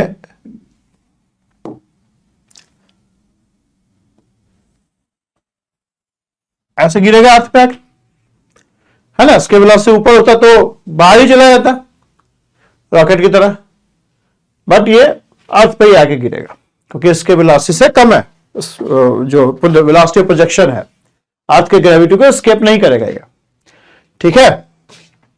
मतलब अगर ये अर्थ एक पॉइंट ऑब्जेक्ट होता तो ये कुछ इलिप्टिकल मोशन कैरी आउट करता, बट अर्थ का सरफेस बीच में आ रहा है तो उसका एक पोर्शन जो ऑर्बिट का है वो क्लिप हो जा रहा है। समझ मेरी बात? मतलब अगर ये अर्थ एक पॉइंट ऑब्जेक्ट होता और इस दूरी से अगर प्रोजेक्टाइल टाइप का हम लोग फेंकते तो कुछ इस टाइप का आपका इलिप्टिकल मोशन कैरी आउट करता। हम लोग देखेंगे एनर्जी यहां नेगेटिव आएगा, एनर्जी नेगेटिव होता है, इलिप्टिकल मोशन होता है, ठीक है। कुछ इस टाइप का मोशन, लेकिन डॉटेड वाला मोशन वो क्लिप हो गया है, मतलब कट गया, ट्रंकेट हो गया है, क्योंकि अर्थ का सरफेस बीच में आ गया है आपका, ठीक है। अब आपको इसमें क्या बोल रहा है? इसमें आपको निकालने बोल रहा है मैक्सिमम हाइट। मैक्सिमम हाइट क्या है? ये एच मैक्स है। तो सेंट्रल फोर्स मोशन चूंकि हो रहा है तो एच मैक्स निकालने का तो तरीका नहीं है, बट आर मैक्स जरूर निकाल सकते हैं। आर मैक्स निकालने का हमारे पास मेथड है। आर मैक्स कैसे निकालते हैं लोग? R max and R min are the root of the equation V effective equals to E. ये आपका आर मैक्स निकल जाएगा, ठीक है। आर मैक्स, आर मीन का तो जरूरत है नहीं, ये तो ऑर्बिट ट्रंकेट हो गया है, नहीं तो आर मीन ये होता, ठीक है। मतलब मान लो प्रोजेक्टाइल हो, प्रोजेक्टाइल थ्रो किया, अर्थ मान लो स्विंग करके पॉइंट ऑब्जेक्ट हो जाए तुरंत, हाइपोथेटिकल केस में बता रहे हैं, तो उस केस में ये कुछ इस टाइप का मोशन एग्जीक्यूट करेगा, ठीक है। और उसके साथ आर मैक्स आर मीन दोनों ही आप निकाल सकते हैं। आर मैक्स आर मीन क्या होता है? R max and R min are the root of equation V effective equals to E। क्योंकि ग्रेविटेशन का केस है, V इफेक्टिव जो पहले सवाल में एक्सप्रेशन वही यूज कर लेंगे, GMM/R plus L² / 2mR² equals to E। इसका सोल्यूशन भी निकाल चुके हैं हम लोग। सोल्यूशन क्या था? R is equal to L square upon G M M square 1 plus minus E. तो हम लोग को आर मैक्स निकालना है, तो आर मैक्स तो आपका यही हो जाएगा ना जी, आर मैक्स आपका R max L square upon 1 minus E. Eccentricity क्या है? इसेंट्रिसिटी पिछला क्वेश्चन में हम लोग देखे हैं 1 plus under root 1 plus 2el square M cube. अब एनर्जी और एंगुलर मोमेंटम निकाल सकते हैं। आपको देखो यहां पे जो इंफॉर्मेशन दिया उस इंफॉर्मेशन का यूज करके इस पॉइंट पे एनर्जी और एंगुलर मोमेंटम निकाल सकते हैं। और एक बार निकाल लेंगे तो पूरे सेंट्रल फोर्स मोशन में एनर्जी और एंगुलर मोमेंटम चेंज नहीं करता है। ठीक है, तो एनर्जी क्या हो जाएगा आपका? एनर्जी हो जाएगा, पोटेंशियल एनर्जी क्या हो जाएगा इस पॉइंट ऑफ प्रोजेक्शन पे? GMM by R E. Kinetic energy half M we naught square, तो वी नॉट आपका जीएम बाय आर ई है ना, अंडर रूट, तो वी नॉट स्क्वायर ये हो जाएगा आपका। So this is going to be what? Minus of 1/2 GM by 2 R, GM by twice of R E minus sine. ठीक, और एंगुलर मोमेंटम क्या है? एंगुलर मोमेंटम हो गया आर क्रॉस पी, तो आर क्रॉस पी क्या? R E into M, velocity हो गया G M by R E और साइन अल्फा। समझ रहे? R M V, R cross P, P is M we naught, R is R E और angle is sine alpha. R cross cross product है तो sine alpha लिखोगे ना। अब इसको यहां पुट कर दो, इसेंट्रिसिटी आ जाएगा आपका ट्वाइस ऑफ एनर्जी क्या आ रहा है आपका? Minus of GMM by twice of R E, और एल स्क्वायर क्या आ जाएगा? R E square M square GM by R E sine square alpha G square M square M cube. ठीक है, अब ये सब कैंसिल हो जाएगा, आर ई 2 आर ई यहां पे कैंसिल हो जाएगा, 2 2 कैंसिल हो गया, ये क्या बनेगा? 1 minus sign square alpha which is cos alpha. ठीक, समझ में आ रहा है आपको? यहां पुट कर लीजिए, ये आर मैक्स हो गया ना जी, आर मैक्स। समझ में आ रहा है सब जी? पीछे का सब पढ़ते रहिए तो समझ में आते रहेगा, छोड़ छोड़ के पढ़ेंगे तो फिर कंप्लेन नहीं कर सकते कि नहीं समझ में आ रहा है। हाँ, अगर सब पढ़े हैं पीछे का और फिर नहीं समझ में आ रहा है, फिर हम दोषी हैं। ठीक है, फिर हम अपना सुधार करेंगे। ठीक है, लेकिन पीछे का नहीं पढ़े हैं देन यू कांट कंप्लेन। तो एल क्या हो जाएगा आपका? एल इज एल स्क्वायर, देखो एल स्क्वायर का एक्सप्रेशन लिख रखा है, R E square M square G M by R E sine square alpha. ठीक है, और ये हो गया G M M square 1 minus cos alpha.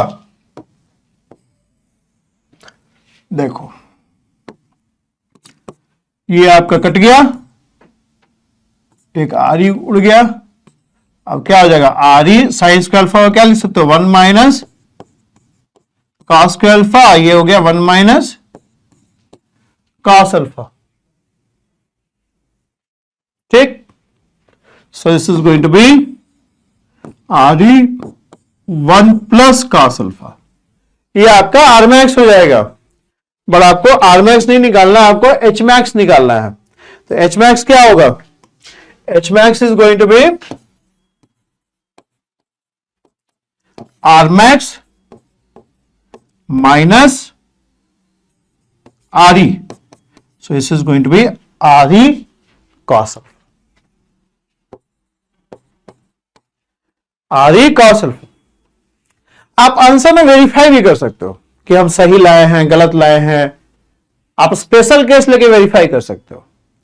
जैसे मान लो अगर हम अल्फा को 0 करते हैं, अल्फा 0 कब होगा, जब वर्टिकली हम लोग ऊपर थ्रो करेंगे, तो उस केस में रेंज क्या होगा, सॉरी आर मैक्स तब भी आएगा, उस केस में आपका जो एच मैक्स होगा आर ही हो जाएगा। खैर ये तो खैर आपको पहले से नहीं पता रहेगा। लेकिन अगर मान लो अल्फा को 90 कर दें, अल्फा को 90 मतलब जो सरफेस है उसके टेंजेंशियली हम लोग थ्रो कर दिया, उस केस में तो एच मैक्स होगा ही नहीं, एच मैक्स शुड बी 0, और यहां पुट करने पे 0 आ भी रहा है। देखिए cos alpha equal to cos 90 is 0, right, you know it. समझ में आ रहा है आपको?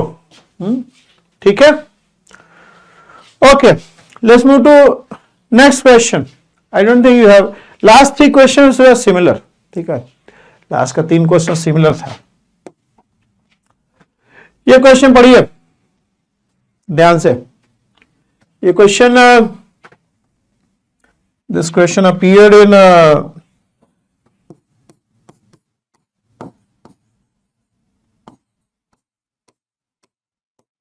2006।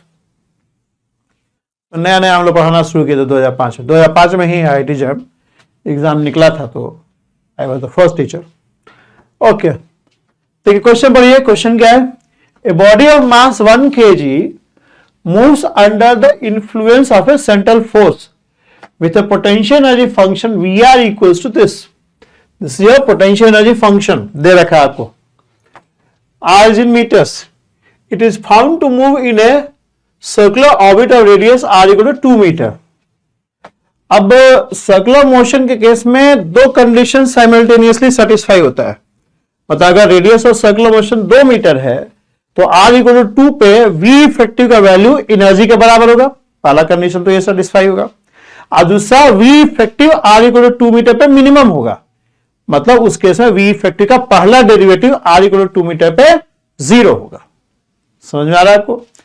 V इफेक्टिव पहले निकाल लेंगे, सेंट्रल फोर्स पोटेंशियल दिया हुआ है। V इफेक्टिव क्या हो जाएगा, V effective is going to be minus of ये जो सेंट्रल फोर्स पोटेंशियल दिया हुआ क्या है 3R upon 2 upon 5R square. V effective central force potential plus centrifugal force potential कितना है, मास 1 kg 2mR स्क्वायर होता है ना, तो ये हो जाएगा minus of e to the power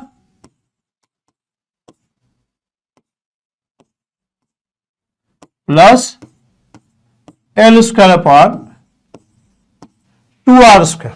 निकालना क्या आपको, आपको L और E निकालना है, आपको L और E निकालना है। तो हमारे पास 2 चीज है, क्योंकि रेडियस हमें नोन है, तो at R equal to 2 metre 2 things are satisfied. पहला V effective at R equal to 2 metre is going to be E, और दूसरा क्या सेटिस्फाई होगा dVE by dr equal to 0। V effective तो निकाल, हमारा एक्सप्रेशन पता है हम लोग को, निकाल लिया हमने। अब इसका डेरिवेटिव भी निकाल लिया जाए और इसको 0 कर देंगे R equal to 2 metre put करके।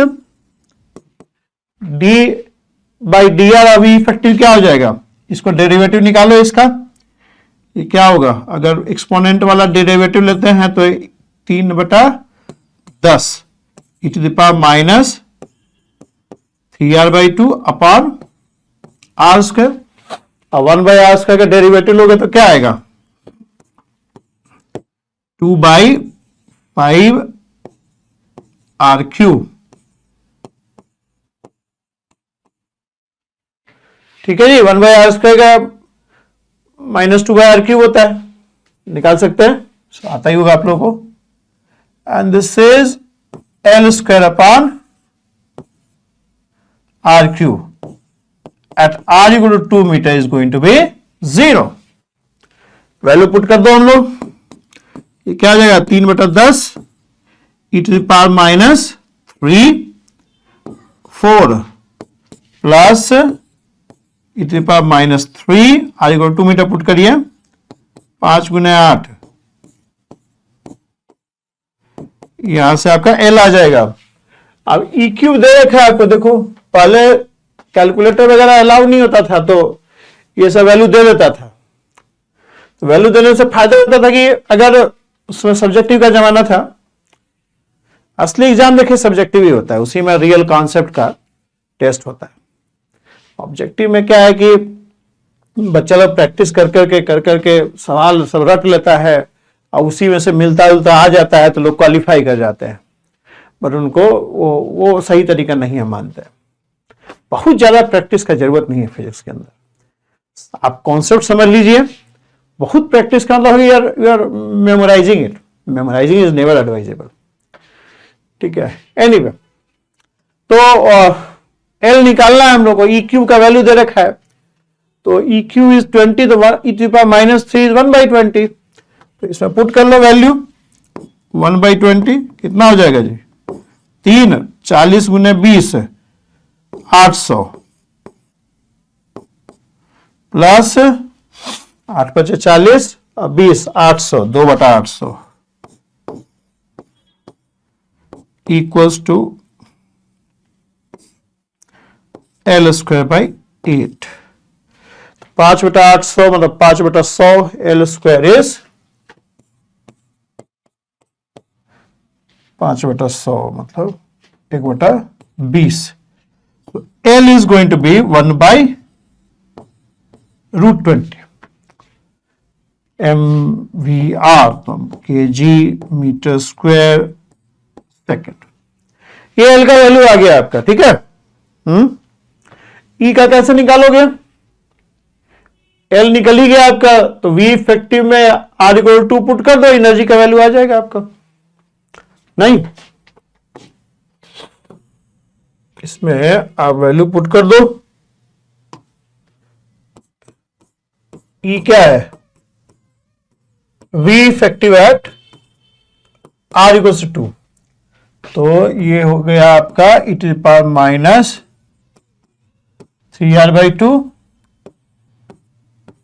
5r² एंड L² तो पता है हम लोग को 1/20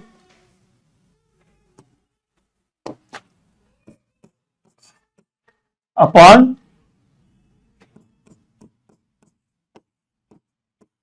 R=2। निकाल लीजिए इसको।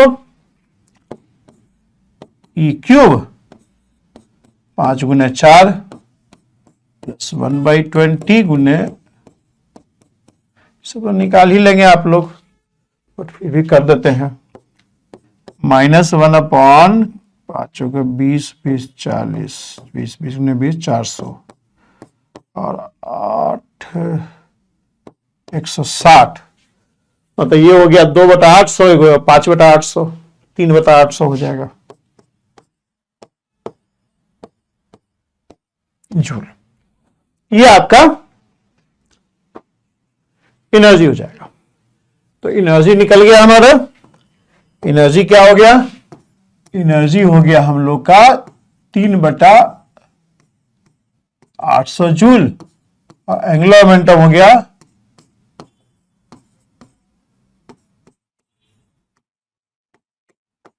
ठीक है। ये हम लोग निकाल लिए। ओके, समझ में आ रहा है? ठीक। अब इसका बी पार्ट देखो। बी पार्ट क्या बोल रहा है? बी पार्ट बोल रहा है a piece of mass m1 equals to 0.5 kg breaks of. A piece of mass m1 0.5 kg breaks off suddenly from the body and begins to fall radially inward with velocity of 0.1 meter per second। मतलब circular motion में चल रहा है और अचानक से वो piece दो भाग में ब्रेक कर गया, आधा केजी आधा केजी। मतलब कोई उसको बाहर से हथौड़ा मार के नहीं तोड़ा है, स्पॉन्टेनियसली खुद ही ब्रेक कर गया। मतलब बाहर से किसी ने फोर्स नहीं लगाया है, मतलब बाहर से कोई एनर्जी का इनपुट नहीं हुआ है, ठीक है। यानी इसका मतलब यह है कि जो सिस्टम का एनर्जी है वो कंजर्व रहेगा, सिस्टम का एनर्जी कंजर्व रहेगा, ठीक है। और चूंकि बाहर से कोई फोर्स नहीं लगाया है तो कोई एडिशनल टॉर्क भी नहीं जनरेट हुआ। और सेंट्रल फोर्स का तो टॉर्क होता ही नहीं है, सेंट्रल फोर्स तो कोई टॉर्क जनरेट नहीं करता है ना, R क्रॉस F0 होता है। तो चूंकि बाहर से किसी ने इस पे फोर्स नहीं लगाया और एक्सप्लोजन भी नहीं हुआ है, एक्सप्लोजन के केस में भी एनर्जी कंजर्व नहीं होता है। एक्सप्लोजन में क्या होता है, कुछ केमिकल एनर्जी अंदर का मैकेनिकल एनर्जी में कन्वर्ट कर जाता है। तो explosion is a case where you can not conserve energy, ठीक है। बट यहां पे कोई एक्सप्लोजन का केस भी नहीं लिखा हुआ है, बोला ये नहीं बोला कि एक्सप्लोड कर गया, एक्सप्लोड कर जाएगा तो you can not conserve energy, ठीक है। तो एक्सप्लोजन भी नहीं है और कोई बाहर से उसको ब्रेक भी नहीं किया है, वो स्पॉन्ट खुद ही ब्रेक कर गया, जैसे एक साथ था डिटैच हो गया, ऐसा कुछ है, ठीक है। तो ऐसा नहीं लगे तो सवाल बनेगा भी नहीं आपका, ठीक है। तो ऐसे ही लेना पड़ेगा आपको। ओके, क्या पूछ रहा है आपको फॉलिंग मास का सारा इंफॉर्मेशन दे रखा है कि हाफ केजी है और रेडियली इनवर्ड ब्रेक फॉल कर रहा है, उसका सारा इंफॉर्मेशन दे रखा है आपको। लेकिन आपसे जो पूछा है वो रिमेनिंग पीस का पूछा है, और साथ में एक लाइन लिखा है potential energy function remains same. Potential energy function system का है वो यही रहेगा, लेकिन एक चीज समझिए आप, पोटेंशियल एनर्जी मास डिपेंडेंट होता है। तो ये जो पोटेंशियल एनर्जी है वो 1 kg का दिया हुआ है, तो हाफ kg का जो है ना इसका हाफ हो जाएगा। बात समझ में आ रहा है आपको? थोड़ा डायग्राम बना के बताते हैं आपको। देखो, आपको सर्कुलर मोशन में मूव करा था 1 kg का मास, ठीक है। सर्कुलर मोशन में 1 kg का मास मूव कर रहा था। यहां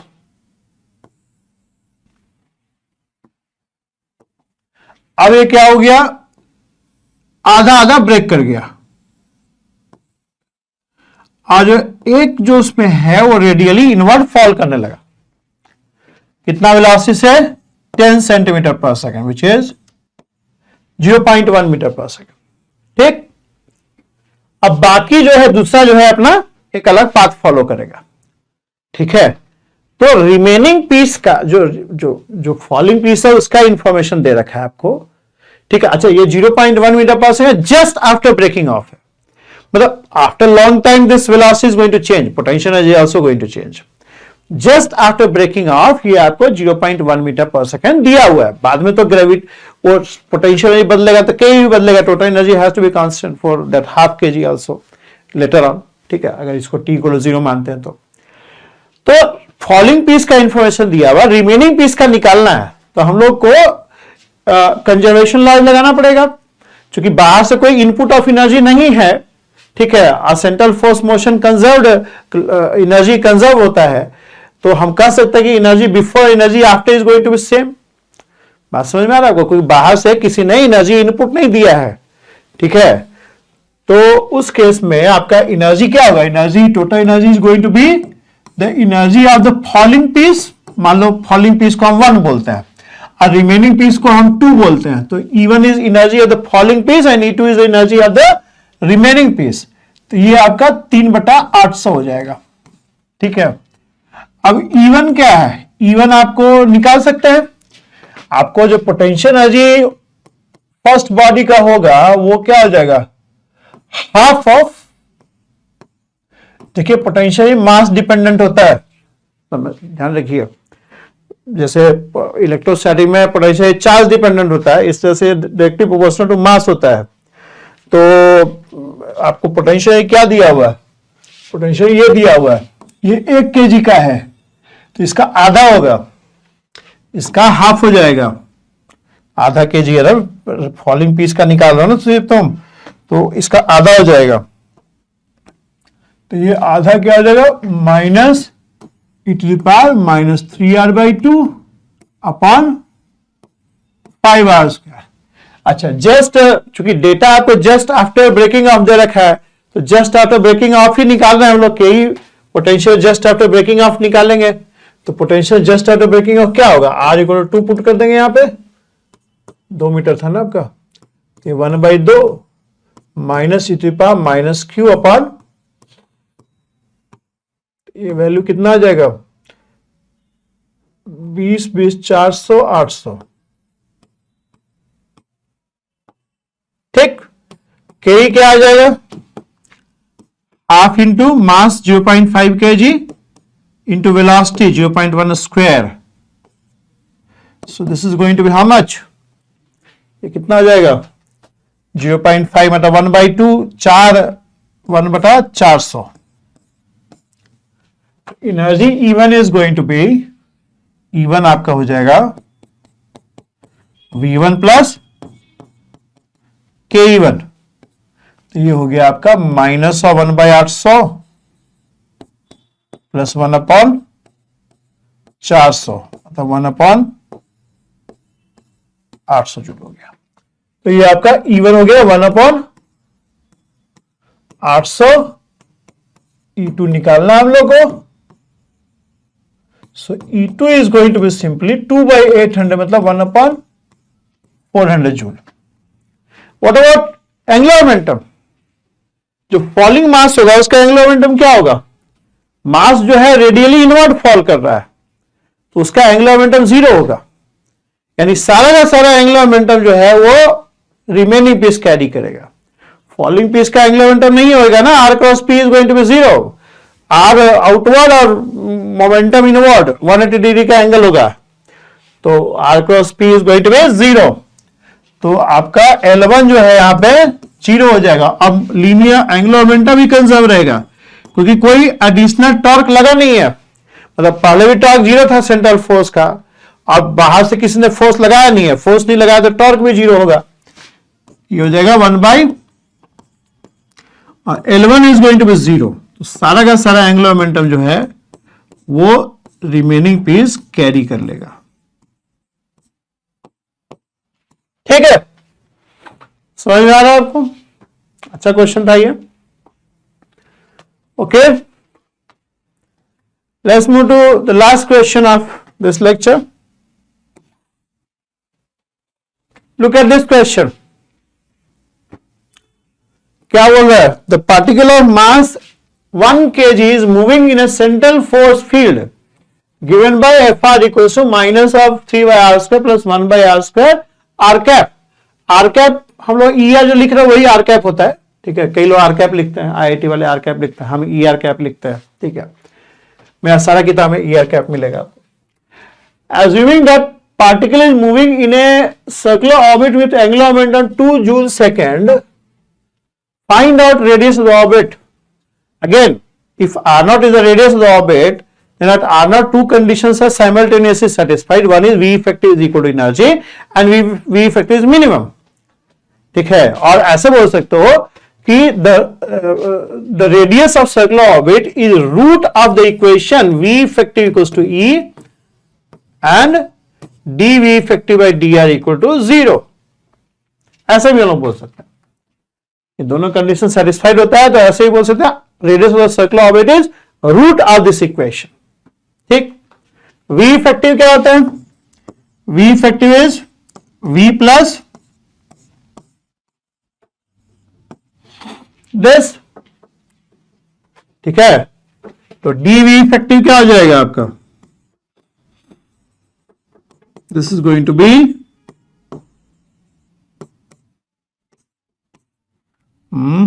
minus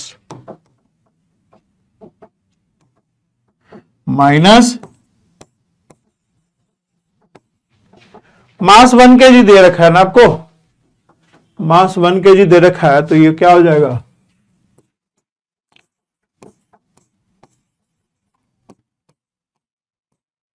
L भी दे रखा है आपको 2 जूल है तो ये 4 हो गया. 4/2r² मतलब dV बाई dr. V निकालने का जरूरत नहीं है. मतलब हम लोग को पता है ये चीज, हम लोग पढ़े हैं ये. इसलिए देखिए सेंट्रल फोर्स का ना थ्योरी बहुत इंपॉर्टेंट है. V क्या होता है? Minus of F dot dr from reference point to P. इसको डेरिवेटिव फॉर्म में ऐसे लिख सकते हैं कि F is minus of dV by dr ER cap. तो अगर इसको यहां लिखोगे ऐसे तो यहां से dV बाई dr डायरेक्टली आ जाएगा आपका that means dv by dr is going to be minus of नहीं माइनस नहीं रहेगा, 3 by r square plus 1 by r लिख दो यहां पे।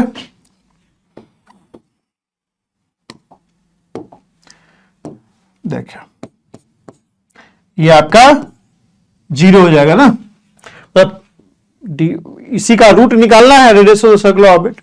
तो dv by dr क्या होगा, dv by dr हो गया 3/r square plus 1 by r। इसको सॉल्व भी कर सकते हो, क्वाड्रेटिक इक्वेशन आ जाएगा, ठीक है, या दिख भी रहा है।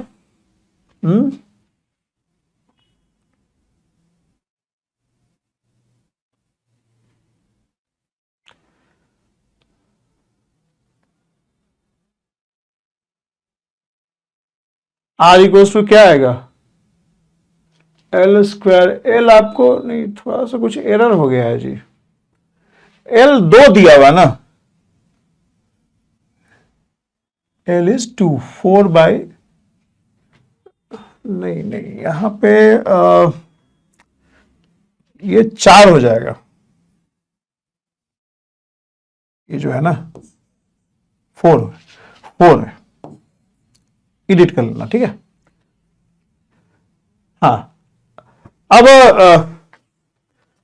आंसर इसका हमको याद था भाई, ठीक है, तो मेरा आंसर नहीं आ रहा था तो हमको लगा कि कुछ एरर है, तो बहुत साल हम पढ़ाए हैं, तो ये सब प्रीवियस है, ये भी आया हुआ क्वेश्चन है एक्चुअली, इस क्वेश्चन आया हुआ है IIT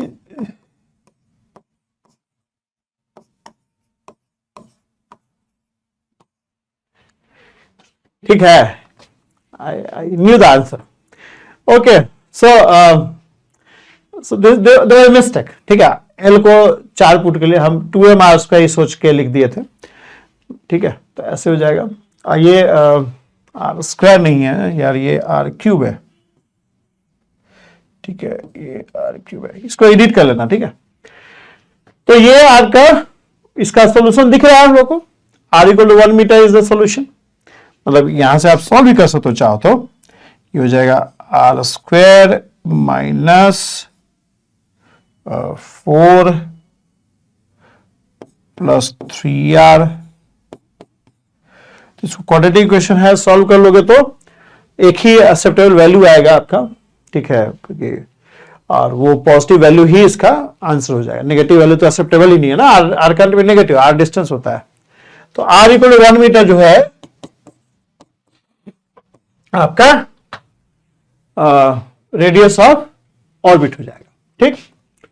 अब बी पार्ट देखो क्या है, बी पार्ट क्या बोल रहा है, बी पार्ट बोल रहा है at t equals 0 an additional force F2 equals to minus lambda v where v is instantaneous velocity switched on, मतलब सेंट्रल फोर्स तो लग ही रहा है पार्टिकल पे, उसके अलावे एक और फोर्स लगना चालू हो गया, ये समझ रहे आप। अब जो फोर्स लग रहा है वो ये लग रहा है, now the force is going to be this, F is central force plus this F2, F1 क्या है, F1 is a central force minus lambda v। अब क्या पूछ रहा है आपसे, पूछ रहा है show that the magnitude of angular momentum after 1 by lambda second is 2 by A, यानी ये बात कर रहा है चेंज ऑफ एंगुलर मोमेंटम का। एंगुलर मोमेंटम कब बदलता है, आपको सेंट्रल फोर्स की वजह से नहीं बदलेगा, सेंट्रल फोर्स की वजह से टॉर्क 0 होता है, कोई टॉर्क लगा है तभी ना एंगुलर मोमेंटम बदल रहा है, तो टॉर्क कहां से आ रहा है, F1 से नहीं आएगा, F1 central force, R cross F1 is going to be 0, वो ऑफ कोर्स जो टॉर्क आ रहा है वो F2 से आ रहा होगा, ठीक है, तो will be equal to R cross F, F में आपका F1 F2 दोनों है, तो R cross F1 is going to be 0, so it will be simply R cross F2, और ये हो जाएगा लैम्डा। तो यहीं से टॉर्क आ रहा होगा कि टॉर्क लगेगा तभी एंगुलर मोमेंटम बदलेगा, समझ रहे आप, क्योंकि टॉर्क क्या होता है, torque is equal to dl by dt, ये न्यूटन सेकंड लॉ है रोटेशन के लिए, तो टॉर्क एंगुलर मोमेंटम तभी बदलेगा टॉर्क लगा है, टॉर्क लगेगा, और टॉर्क जनरेट यहां से हो रहा होगा, F1 से टॉर्क नहीं जनरेट होगा। ठीक है, तो ये क्या हो जाएगा, this torque will be equal to dl by dt। अब यहां से हम लोग L as a function of time निकाल लेंगे, and then we will be able to prove this कि 1 बाय लैम्डा सेकेंड पर 2 बाई ई हो जाएगा। देखिए आपको क्या निकल गया, dl बाई dt आ गया आपका, dl by dt is minus lambda r cross v। अब r क्रॉस v वेक्टर कहां पाया जाता है, कौन सा फिजिकल क्वांटिटी में आप इसको देखते हो बताओ, r cross v, r cross mv, r cross p, l में पाया जाता है। r cross v is nothing but minus of r cross v is simply L upon m, right? And mass is 1, so this is simply minus lambda L. So dl by dt is, अगर इसका magnitude y लिखें, dl by dt will become equal to minus of lambda L। ठीक है, इसको हम लोग solve कर सकते हैं, यहां से dl L as a function of time निकल जाएगा। So if I integrate it at t equal to 0, L was 2, and suppose at time t L is L, तो इंटीग्रेट कर लो, क्या आ जाएगा, log L upon 2 is lambda t, और L is simply 2e minus lambda t। अब t को 1 by lambda put कर दोगे तो 2 बाई ई आ जाएगा आपका, समझ रहे आप। देखो 1 बाई लैम्डा पुट कर लोगे यहां पे,